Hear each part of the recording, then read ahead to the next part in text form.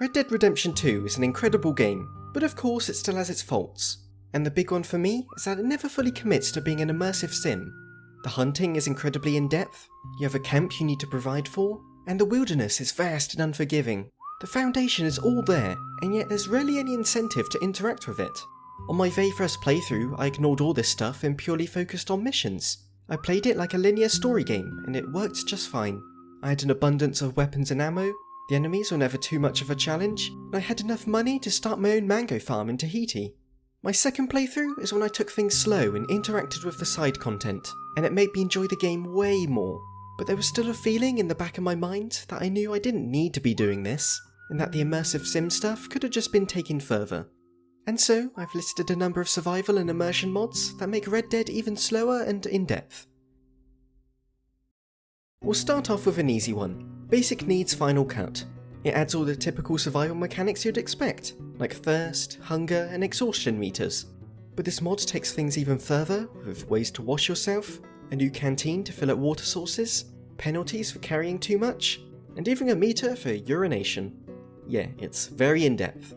But what I love is that all this can be easily customized. With this needs.ini file, you can adjust the rate at which survival meters drain, and even turn off some mechanics, like the urination. Personally, I made weight more forgiving as I just like to wear heavy coats, and I made weather less impactful because of this next mod. Humidity and Temperature Overhaul, yet another survival mod making you react to your environment.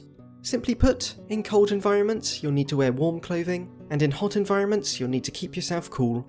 Plus things like rivers can quickly make you cold, while fires and interiors will warm you up. So, if you don't keep your body temperature in check, all your cores will start draining. And this next mod pairs perfectly, that being Dynamic Seasons. So over the course of your playthrough, the world will actually cycle through seasons. Not only is this great for the weather survival, but it's just so satisfying on its own. I've travelled over this map for so many hours, and so seeing it with a fresh coat of paint completely changes the experience. Although I do recommend using more persistent weather, which stops the game from cycling through drastically different weather types so quickly.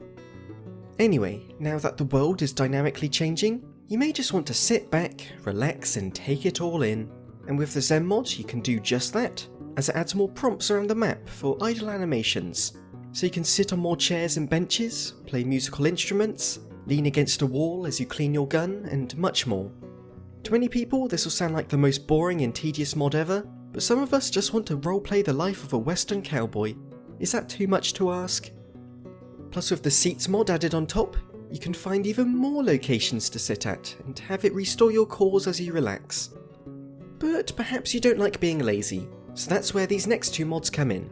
Jobs mod and Jobs Expanded and Enhanced, each adding a new method of income. You could be a hired hunter, lumberjack, wagon driver, ranch hand, postman. You could even improve Arthur's nasty cough down in the mines. Now of course there are limitations with Red Dead modding, so there's a bit of suspension of disbelief. Like these jobs are not going to have the characters and cutscenes like jobs in the base game, but for being some side content you use for a bit of income, it works impressively well, and helps shake up the daily routine. So, once you have all this hard-earned money, you might want to keep it safe in one of the many banks you come across. You can do this with the Banking the Old American Art mod, and it makes it so you won't lose all your money when you die and respawn. Which is important, as money is made all the more valuable with the Less Money mod. And honestly, I find this to be one of the most impactful mods on this list. It basically makes all your sources of income give way less, particularly within main missions. As I said at the very start, I always have more money than I ever need, which not only makes the game easier as you can buy whatever you want, but it also makes the main story feel weird as well. Like the entire goal is to make enough money for Dutch and his gang to escape the law, yet Arthur will end up with thousands of dollars, which was worth a huge amount at the time, but everyone will act like the group is still poor. And so, with less money, it not only encourages you to find more sources of income, but it makes you feel the desperation the rest of the gang is in. The low income also makes every weapon purchase feel more important, especially with this next mod installed, Ped Damage Overhaul. Now if you've modded Red Dead in the past, you probably already know this one. It's at the top of Nexus and recommended in every mod video, so I'll be brief. Firstly, it makes NPCs react whenever they're being shot, and they'll act different depending on how healthy they are. Also, NPCs and player damage is increased to make everyone less bullet spongy. There's even changes to weapons, with your weapon condition and ammo type being far more important. plus there's lots of smaller things, like the ability to disarm NPCs and much more. So overall it makes gunfights more deadly, but does reward you for being prepared. Another change of combat comes the no auto ammo pickup, so you'll need to go through the looting animation to get any ammo. And while this may seem tedious to some, I think it changes combat for the better. You'll likely have less ammo than usual, so you'll want to run over to corpses and collect some. But if you're in the middle of a firefight, it means the looting animation will leave you incredibly vulnerable. So there's just a new layer of tactical decision making. And once you have that ammo, the realistic reload mod will make you reload much slower. Throughout a playthrough, the weapon reload times constantly speed up as you get more proficient with them. But it does get to the point where it seems kinda ridiculous. So with this mod, it balances things out, where at the start of the game you'll be reloading very slowly, and by the end it will be fast, but just not too fast.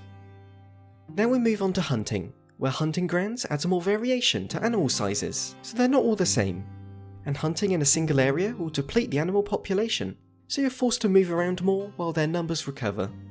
There's also new hunting competitions to find, map markers for placed bait, and my favourite feature, blood trails left from injured creatures, so you no longer need to use the unrealistic Witcher vision to track your prey. But perhaps you're the one being tracked, by the law that is, as the law mod makes the crime and wanted system feel more natural. There's a lot this mod does, so I'll cover the main points.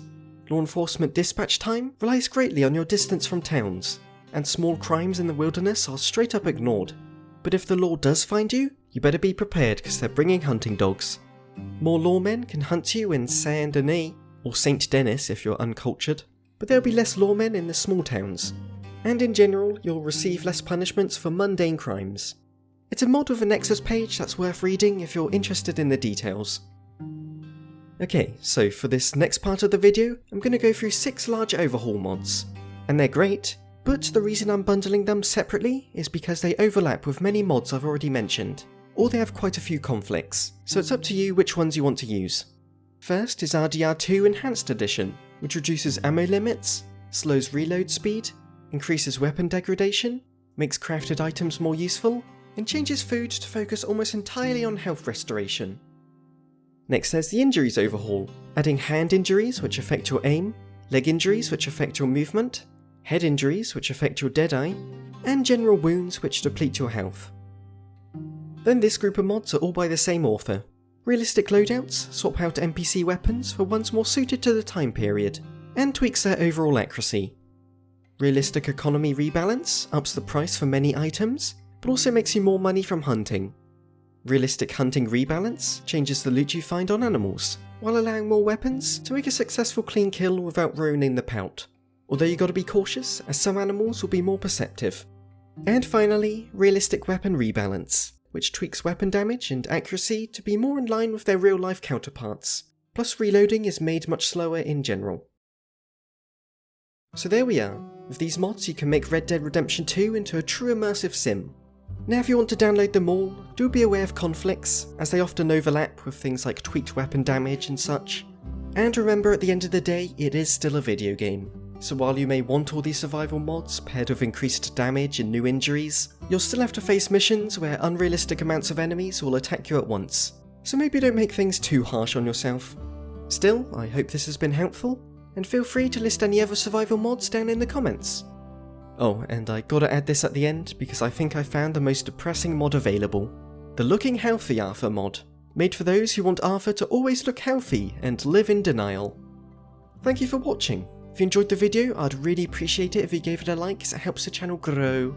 And a huge thank you to my Patreon supporters, John Ratz, Ter Aura, Jaden Shaw, Janice, Jake Carlo, Dweezil P. Pants, Rook, Alec Bentley, Jack Ma and Christian Howell.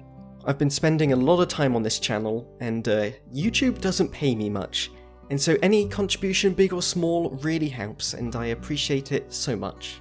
And I do have a Ko-fi account if you want to give a little one-time donation. But thank you everyone, and farewell.